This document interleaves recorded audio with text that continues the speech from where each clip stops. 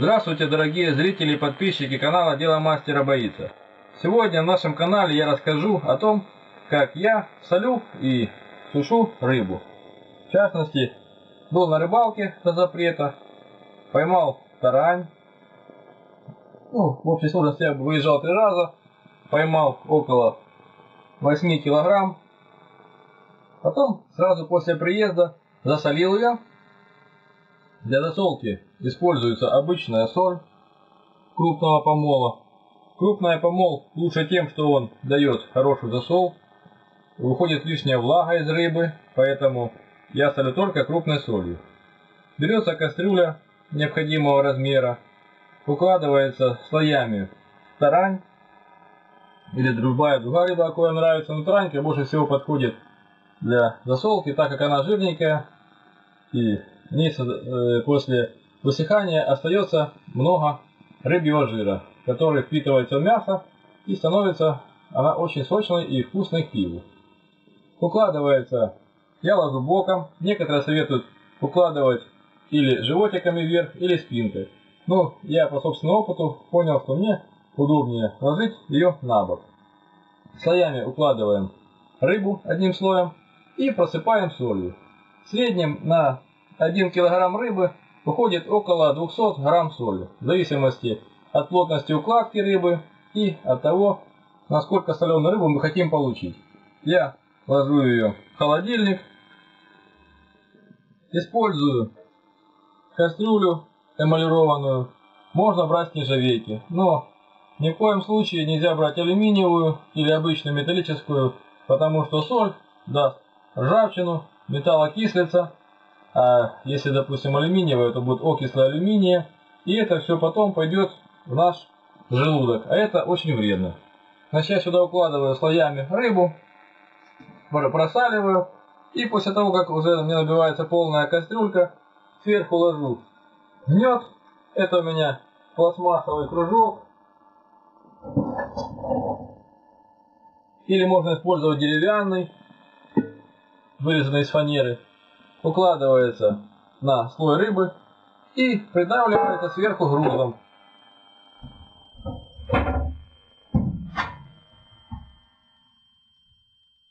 В моем случае я использую обычный гранитный камень, который массой примерно около 3 килограмм, который хорошо делает свое дело и плотно прижимает рыбу. Напомню, что гнет нужен для того, чтобы рыба хорошо просолилась, не образовывались воздушные пузыри и не было гниения рыбы в определенном месте, потому что запах тухлого уже ничем не исправить. После того, как я все это дело собрал, накрываю сверху крышкой и ставлю в холодильник. Засолку я провожу в течение недели. Некоторые советуют солить 3 дня. 3 дня можно солить тоже, но это при условии, что температура засолки у нас сравнительно высокая. Это можно сделать в погребе при температуре плюс 10, плюс 15 градусов. Но в этом случае есть риск, что рыба может не просолиться на начальном этапе и немножечко протухнуть. А это к нам, конечно, не хочется, чтобы такое было. Значит, после того, как мы рыбу поставили в холодильник, она неделю простояла, достаем ее с холодильника. После этого берем, выливаем ее, я использую для этих целей душевую кабинку. Вот я ее высыпал. Затем включаем холодную воду в душ и тщательно вымываем из нее соль, которая может остаться на рыбе. Использовать желательно холодную воду, потому что если горячая вода может вызвать нежелательные процессы гниения. И опять же, где-то будет рыбка с жирком. На первом этапе важно, чтобы рыба была как можно дольше в холодном помещении. Здесь у меня в ванной не жарко. Около 15 градусов тепла. Это даст гарантию того, что она успеет хорошо вымочиться и не пропасть до того момента, пока она высохнет. После как я ее промыл, я использую обычное корыто для стирки пластмассовое.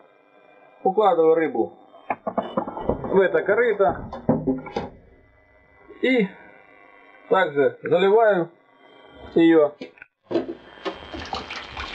холодной водой.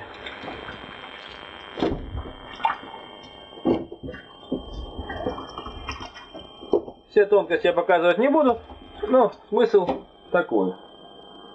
После того, как мы ее вложили, заливаем водой.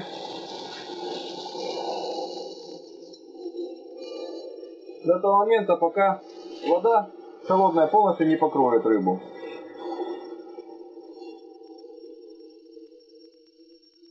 Желательно брать побольше емкости, чтобы рыба как можно лучше вымочилась. Если мы солили рыбу неделю, то я вымачиваю ее примерно около 7-10 часов. Этого времени хватает для того, чтобы рыба полностью вымочилась. Ну, здесь тоже это все относительно на любителя, потому что у всех свои вкусы, интересы. Я люблю, чтобы рыба была малосольной. Она тогда жирнее, вкуснее.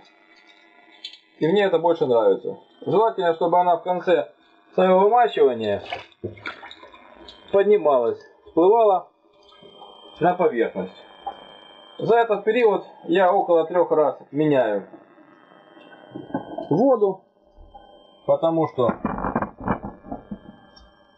вода быстро насыщается солью и затем плохо вымачивается.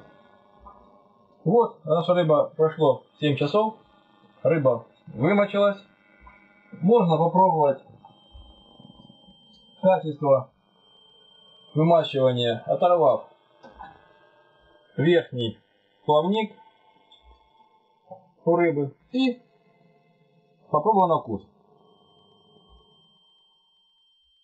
Вкус солоноватый, поэтому еще часик-два она у нас полежит в воде. После того, как рыба прошла вымачивание, необходимо ее повесить для просушки.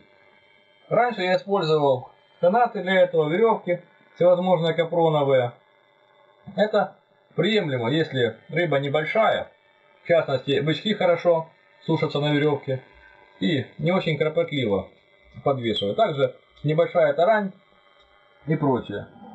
Если рыба более-менее размера с ладошку и больше, я использую крючки из проволоки, которые очень хорошо фиксируют рыбу, и она никуда у нас не денется.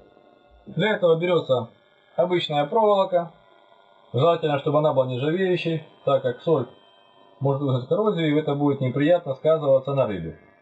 Диаметр проволоки около 1-2 мм. Желательно, чтобы она была вязальная, мягкая. Отрезаем, берем плоскогубцы, отрезаем кусочек проволочки около 5 см, 5-7 см, в зависимости от того размера крючка, который мы хотим сделать. И, взяв плоскогубцами за краешек, делаем загиб.